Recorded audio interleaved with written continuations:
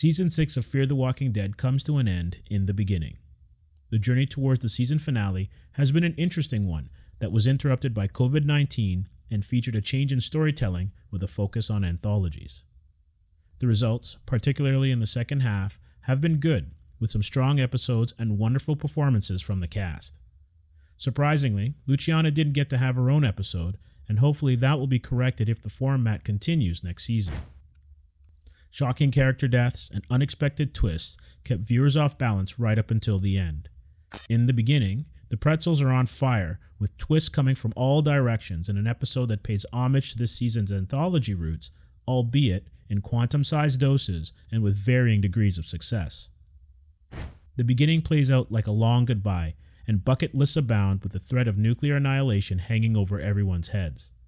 The episode's narrative structure returns to a familiar format, with small segments devoted to individuals and groups of characters. Things kick off with Rachel, Isaac's widow. She is trying to make her way to safety and gets injured while fixing a blown tire.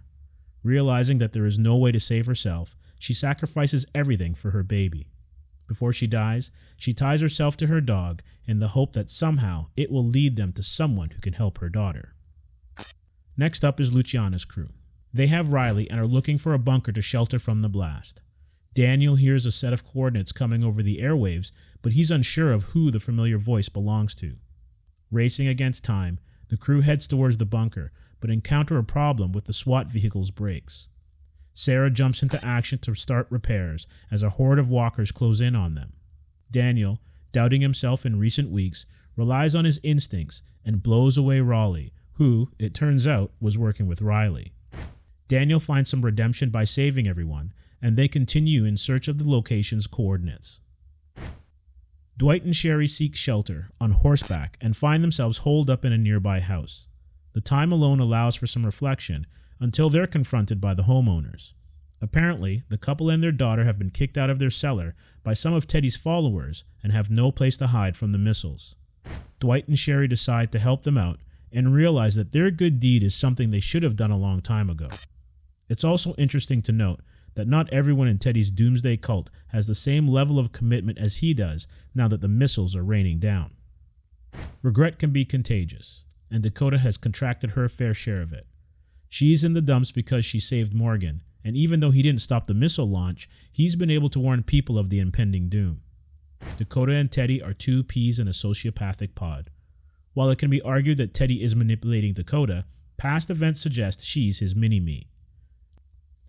John Dory Sr. arrives to interrupt some creepy Teddy-led PDA, shattering an illusion that throws Dakota off guard. With June by his side, the Dorys forgive Dakota and give her an off-ramp to begin anew.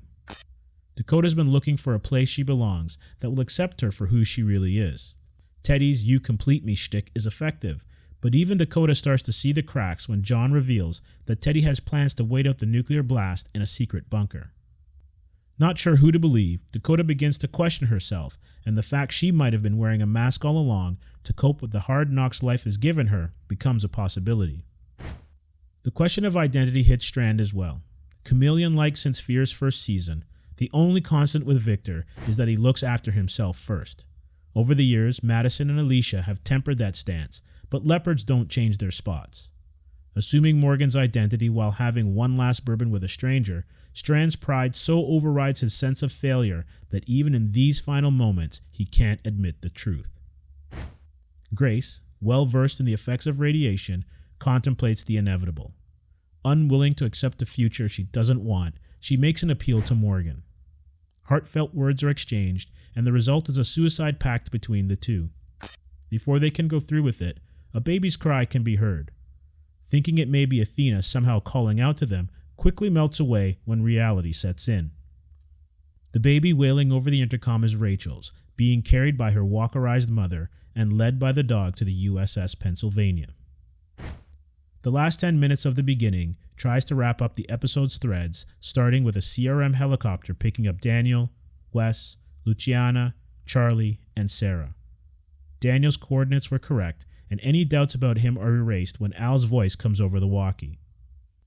They are lifted to safety, and the action shifts to the Dorys and their standoff with Dakota. There's no redemption for her, nor is there for Strand.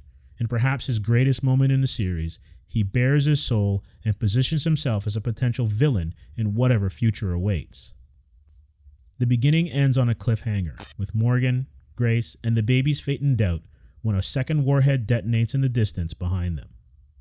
There are so many questions leading into Season 7, and with The Walking Dead coming to an end next season, the potential for crossovers abounds. Al is chilling with the CRM, Texas is the new Chernobyl, and if a time jump is employed, the timelines for both shows can connect. That could quickly bring viewers up to speed on what Alicia, Strand, and the others have been up to since the end became the beginning. Fear the Walking Dead, Episode 616, The Beginning, 3 stars.